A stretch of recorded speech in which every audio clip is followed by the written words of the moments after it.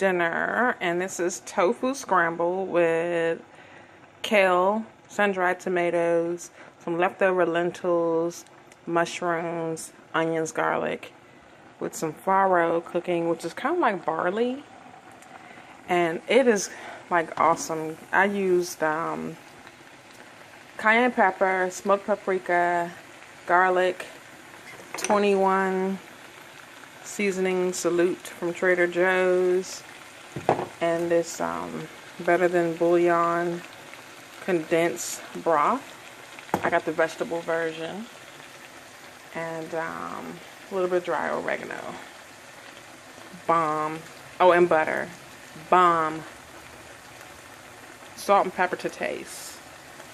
Bomb. And you're getting lots of good stuff for you in here. And of course, you know, I'm probably going to top it with some nutritional yeast because it's like having a nice little nutty, cheesy flavor without dairy. And a little bit of pumpkin seeds because I like crunch in most of my food. And I'm going to be full but not lethargic and heavy feeling. This is definitely a hearty, good, warm your belly winter meal, but without the sluggish feeling. As soon as that's done, we are good to go. It's some new stuff, so I can't wait to photograph it, Snapchat it, Periscope about it, and all that good stuff.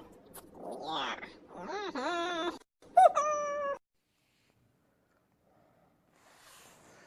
New jacket. Came out so vivid and bright.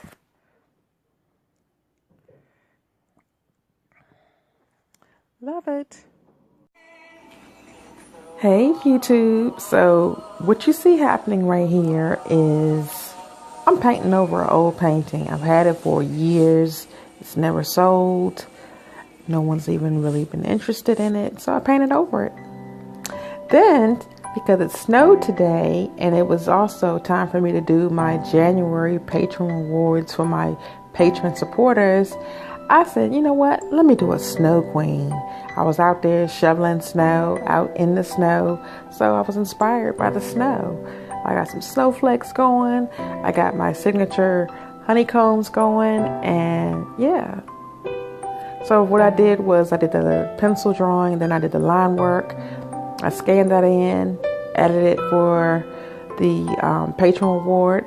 Then I decided, let me color it. You know, it's, you know, why I can enjoy coloring it just as much as the patrons do. So I said, let me sit down and relax and watch a little TV and have fun coloring this. So that's what I'm doing. I use watercolors, and the ones that I used were by Jane Davenport.